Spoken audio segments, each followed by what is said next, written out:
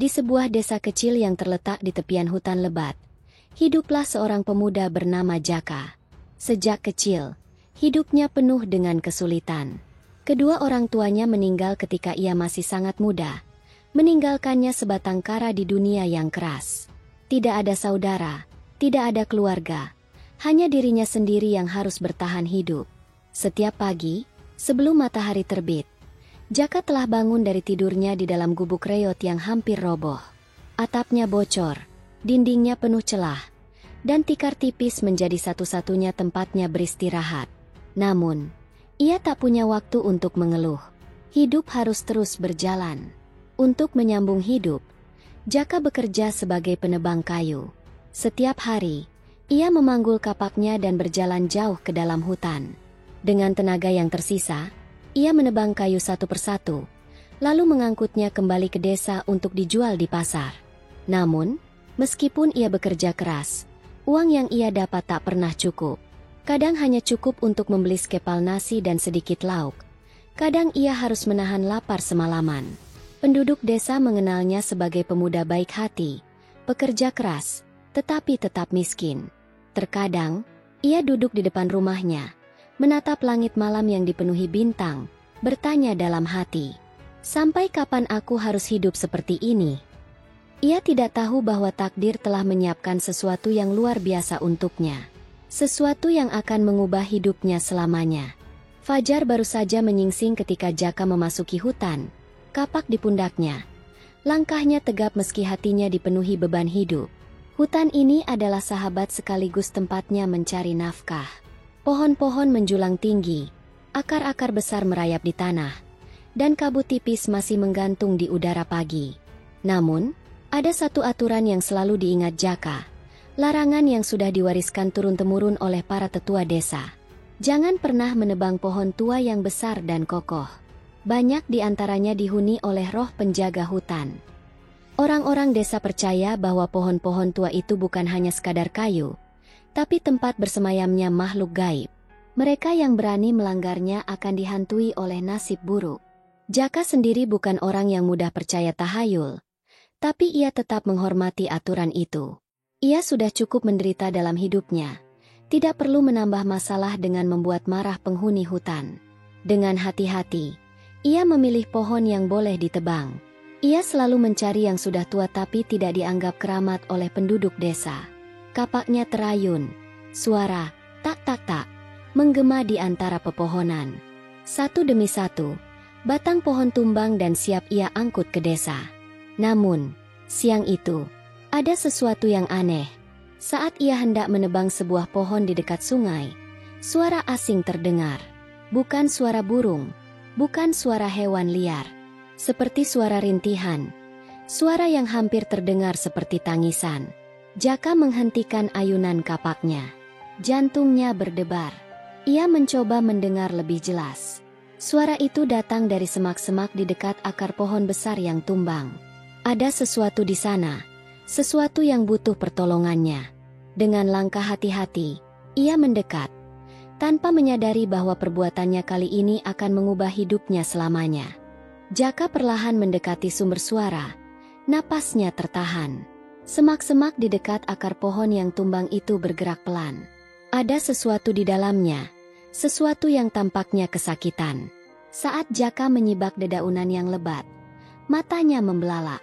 Di hadapannya, seekor ular putih berkilauan terjepit di antara akar pohon yang roboh. Tubuhnya panjang dan anggun. Sisiknya berkilau samar terkena cahaya matahari yang menembus celah-celah pepohonan. Namun, kondisinya memprihatinkan. Salah satu sisinya berdarah, dan tubuhnya tampak lemah, bergetar kesakitan. Jaka menggigit bibirnya. Ia bukan orang yang takut ular, tapi ini pertama kalinya ia melihat ular berwarna seputih ini. Cantik, tapi sekaligus misterius. Ular itu menatapnya. Bukan tatapan liar yang penuh ancaman seperti ular berbisa lainnya, melainkan tatapan penuh harapan. Seolah meminta tolong. Jaka menghela napas. "Aku tak bisa meninggalkanmu seperti ini," gumamnya. Ia meletakkan kapaknya di tanah dan berlutut. Dengan hati-hati, ia mulai menarik akar-akar yang menjepit tubuh ular itu. Beberapa akar terlalu tebal, sehingga ia harus mematahkannya dengan tangannya sendiri. Tangannya terluka goresan, tetapi ia tidak peduli. Setelah beberapa saat, akhirnya cengkeraman akar itu melemah. Ular putih itu pun terbebas. Alih-alih melarikan diri, ular itu tetap diam di tempatnya. Tubuhnya masih bergetar. Jaka mengambil air dari kantung kulitnya dan menuangkannya perlahan ke tubuh ular itu, berharap bisa sedikit mengurangi penderitaannya. "Sana, pergilah. Jangan sampai ada orang lain yang melihatmu," ujar Jaka pelan. Ular putih itu mendesis, seperti memberi tanda terima kasih. Lalu, dengan gerakan anggun, ia melingkarkan tubuhnya sekali di sekitar kaki Jaka sebelum akhirnya merayap masuk ke dalam semak-semak dan menghilang. Jaka terdiam sejenak, memandang ke arah ular itu pergi. Entah mengapa, hatinya terasa hangat. Ia tidak menyadari bahwa perbuatannya hari ini akan membawa perubahan besar dalam hidupnya. Malam itu, hutan terdiam dalam kegelapan. Cahaya bulan redup mengintip dari balik awan, sementara angin malam berhembus lembut, menggoyangkan dedaunan di sekitar gubuk kecil Jaka. Setelah hari yang panjang di hutan, Jaka merasa tubuhnya lelah. Ia membaringkan diri di atas tikar usang di dalam gubuknya yang sederhana. Namun, matanya sulit terpejam. Pikirannya masih dipenuhi kejadian siang tadi. Ular putih yang ia tolong, tatapan matanya, desisan lemah yang seolah mengucapkan terima kasih. Tiba-tiba, suara aneh terdengar di luar gubuknya. "SSS hahaha. Saha." Jaka terbangun dengan jantung berdegup kencang. Itu bukan suara angin, bukan juga suara hewan biasa. Suara itu terasa familiar, suara desisan. Dengan hati-hati, ia bangkit dan berjalan ke arah pintu. Ketika ia membukanya, kedua matanya membelalak lebar. Di depan rumahnya, di bawah cahaya bulan, berdiri seekor ular putih raksasa. Tubuhnya besar, berkilauan seperti perak cair, dan matanya bersinar lembut, seolah mengandung kebijaksanaan yang tak terukur. Jaka mundur selangkah, menelan ludah. Ketakutan menyergap hatinya. Tapi sebelum ia sempat melakukan sesuatu, ular itu mengangkat kepalanya dan berbicara. "Jaka, jangan takut." Suara itu dalam, lembut, dan penuh wibawa. Bukan sekadar suara biasa, tapi suara yang terdengar langsung di dalam pikirannya. Jaka terkejut, tubuhnya membeku. Ia tidak percaya dengan apa yang ia dengar. "Apa? Siapa kau?" gumamnya, hampir berbisik. Ular itu mendekat dengan gerakan anggun. Tubuhnya melingkar dengan tenang di tanah. "Aku adalah Raja Ular Putih, penghuni hutan ini," katanya. "Siang tadi, kau telah menyelamatkanku. Aku berhutang budi kepadamu." Jaka semakin terkejut. Jadi, ular yang ia tolong tadi adalah makhluk luar biasa? Tapi sebelum ia sempat memikirkan lebih jauh, Raja Ular Putih membuka mulutnya, dan dari dalamnya, keluar sebuah benda bercahaya, sebuah batu mustika yang bersinar lembut dalam gelap. "Sebagai tanda terima kasihku, aku ingin memberikanmu sesuatu yang sangat berharga," ujar Raja Ular Putih. Jaka menatap batu mustika itu. Sinarnya memantulkan warna-warni yang indah, seolah memiliki kekuatan tersembunyi. Ia belum tahu bahwa benda kecil itu akan mengubah nasibnya selamanya. Jaka berdiri terpaku. Matanya tak bisa lepas dari cahaya lembut yang memancar dari mustika di hadapan dirinya. Batu itu seukuran telur ayam, berkilau putih keperakan, seperti bulan yang bercahaya di telapak tangan Raja Ular Putih. "Ini adalah mustika ular putih," kata sang raja dengan suara yang dalam dan tenang. "Benda ini mengandung kekuatan yang tak dapat kau bayangkan. Dengan mustika ini, keberuntungan akan selalu menyertaimu, kekayaan akan datang kepadamu, dan hidupmu akan berubah lebih baik." Jaka menelan ludah, hatinya berdebar kencang. "Tapi, Jaka," lanjut Raja Ular Putih, matanya kini menatap dalam, seolah melihat ke dalam jiwanya. "Gunakanlah dengan bijak. Mustika ini hanya akan membawa kebaikan jika berada di tangan orang yang berhati tulus. Jangan kau gunakan untuk keserakahan, atau nasib buruk akan menimpamu." Jaka mengangguk pelan. Tangannya, Meski sedikit gemetar, terulur menerima mustika itu. Saat ia menggenggamnya, hangat aneh menjalar dari telapak tangannya ke seluruh tubuhnya, seperti aliran energi yang lembut namun kuat.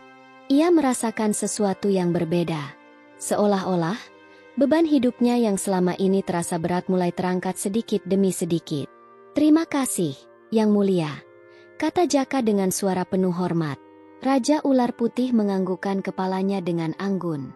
Cahaya bulan memantul di sisiknya yang berkilauan, membuat sosoknya semakin terlihat megah. "Jaka, kau telah menolongku tanpa mengharapkan imbalan. Itu adalah tanda hati yang murni. Karena itu, aku percaya padamu. Simpan mustika ini baik-baik. Suatu hari, kau akan memahami betapa berharganya hadiah ini." Kemudian, dengan satu gerakan anggun, tubuh besar Raja Ular Putih mulai bergerak mundur, merayap perlahan ke dalam bayangan pepohonan, lalu menghilang tanpa suara, seolah lenyap di telan malam.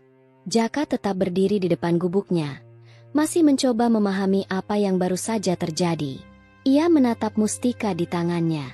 Cahaya lembutnya tetap bersinar, seakan memiliki kehidupan sendiri. Ia tak tahu pasti bagaimana mustika ini akan mengubah hidupnya. Tapi dalam hatinya, ia yakin ini adalah awal dari sesuatu yang luar biasa. Dengan perasaan yang bercampur antara takjub dan harapan, ia menggenggam mustika itu erat, sebelum akhirnya masuk ke dalam gubuknya, membawa serta cahaya yang kini menjadi bagian dari takdirnya. Pagi itu, Jaka terbangun dengan perasaan berbeda. Ada sesuatu dalam dirinya yang terasa lebih ringan, lebih tenang. Sejenak, ia mengira semua kejadian tadi malam hanyalah mimpi. Namun, ketika tangannya menyentuh saku bajunya, ia merasakan benda kecil dan hangat di dalamnya. Mustika itu nyata. Ia mengeluarkan batu bercahaya itu dan menatapnya. Sinar lembutnya masih berpendar samar, seolah hidup. Apa yang sebenarnya bisa dilakukan mustika ini? Gumamnya dalam hati. Namun, Jaka tak ingin terlalu larut dalam pikiran. Ia tetap harus bekerja. Dengan cepat, ia memasukkan mustika itu ke dalam sakunya, mengambil kapaknya, lalu berjalan menuju hutan seperti biasa. Namun, ada sesuatu yang aneh terjadi hari itu. Ketika Jaka menebang pohon pertama, ayunan kapaknya terasa lebih ringan. Kayu yang biasanya keras kini terbelah hanya dalam beberapa tebasan. Ia mengernyit heran, tetapi tak memikirkan terlalu dalam.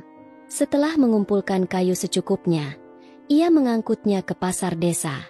Di sana, biasanya ia harus menunggu lama hingga ada orang yang membeli kayunya. Tapi hari ini, pembeli berdatangan tanpa henti. "Hei, Jaka, aku butuh kayu lebih banyak.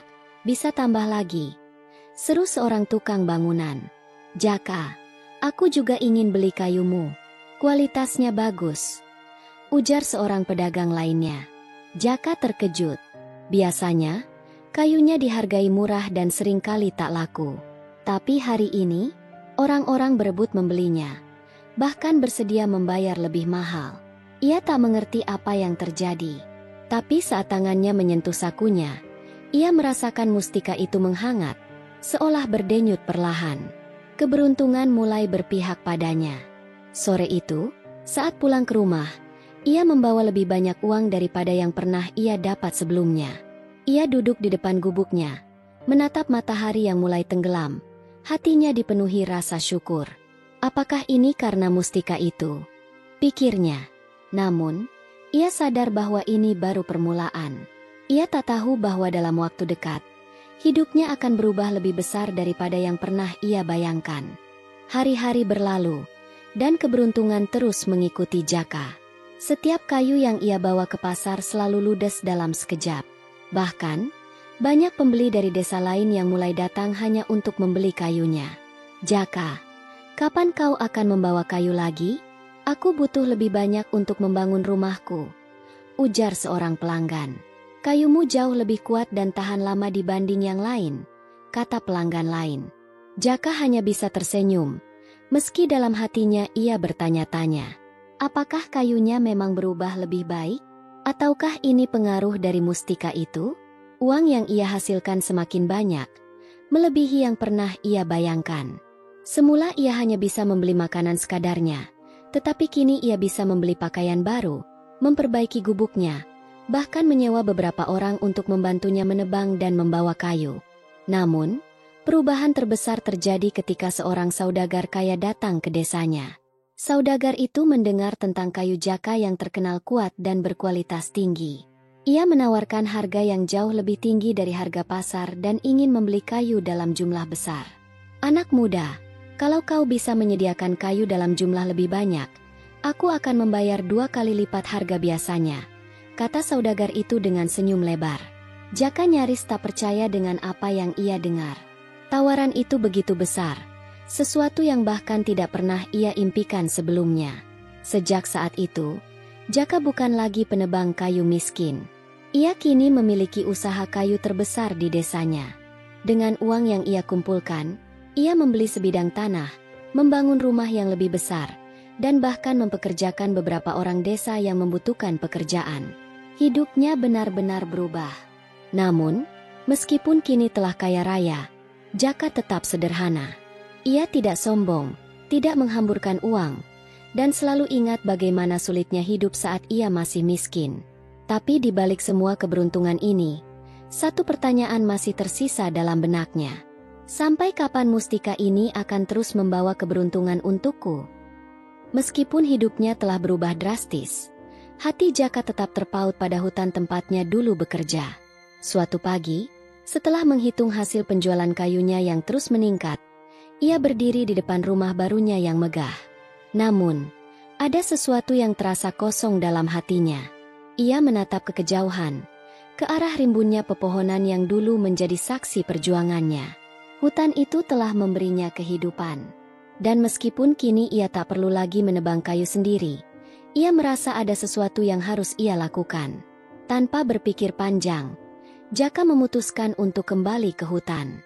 Ia berjalan melewati jalan setapak yang dulu sering ia lalui, menyusuri pohon-pohon besar yang telah menjadi bagian dari hidupnya. Udara segar mengisi paru-parunya, suara burung berkicau menyambutnya, dan di sanalah ia merasa paling damai. Namun, saat ia berjalan lebih jauh, hatinya terasa sedikit terganggu. Ia melihat bekas tebangan yang semakin banyak. Dulu, ia hanya mengambil kayu secukupnya untuk bertahan hidup, tapi kini banyak penebang yang bekerja atas namanya, menebang lebih banyak pohon tanpa berpikir panjang. Ia meremas mustika di sakunya. Apakah ini yang seharusnya terjadi? Apakah kekayaan ini datang dengan harga yang terlalu mahal? Lalu, sebuah suara berdesis terdengar dari balik pepohonan. "Kau kembali, Jaka." Suara itu terdengar lembut, namun dalam. Jaka segera menoleh. Di sana, di bawah naungan pohon tua, berdiri sesosok makhluk yang telah lama ia rindukan, Raja Ular Putih. Matanya masih bersinar lembut, tetapi ada kesedihan yang tersembunyi di dalamnya. "Kau telah mendapatkan kekayaan dan kemakmuran, tapi lihatlah, apakah kau telah menjaga keseimbangan seperti dulu?" ujar sang raja perlahan. Jaka terdiam, hatinya mencelos. Ia menundukkan kepala, menyadari bahwa dalam kebahagiaan dan keberuntungannya, ia hampir melupakan apa yang paling penting. "Aku harus melakukan sesuatu," bisiknya dalam hati. Dan kali ini, ia tahu apa yang harus dilakukan. Jaka menatap Raja Ular Putih dengan mata penuh penyesalan. Di dalam hatinya, ia tahu bahwa sang raja benar. Kekayaan dan kemakmuran yang ia dapatkan bukanlah hasil kerja keras semata, tetapi juga berkat keberuntungan dari mustika. Dan kini, ia mulai melihat dampak yang ditimbulkannya. Aku tidak pernah berniat merusak hutan ini," kata Jaka dengan suara bergetar. Raja Ular Putih menganggukkan kepalanya perlahan.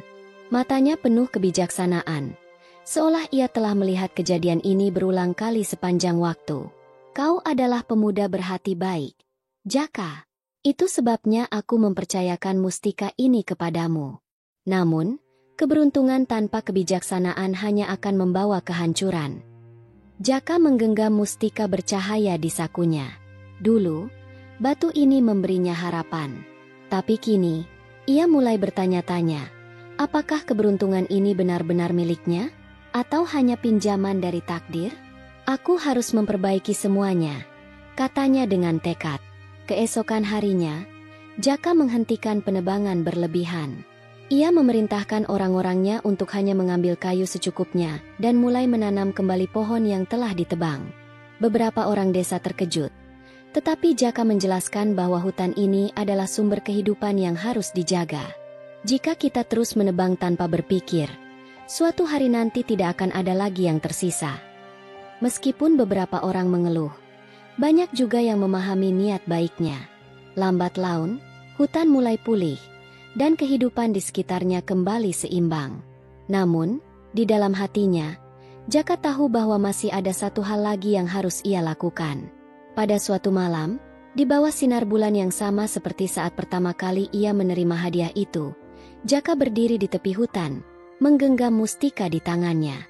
Aku telah mendapatkan segalanya berkat mustika ini. Tapi aku ingin tahu, apakah aku bisa tetap bertahan tanpanya? Ia menatap batu bercahaya itu untuk terakhir kalinya, lalu mengangkatnya tinggi ke arah langit.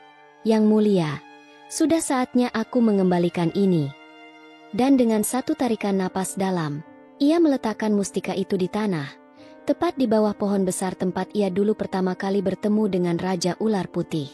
Cahayanya berpendar sejenak, lalu perlahan meredup, seolah memahami bahwa tugasnya telah selesai. Jaka tersenyum kecil.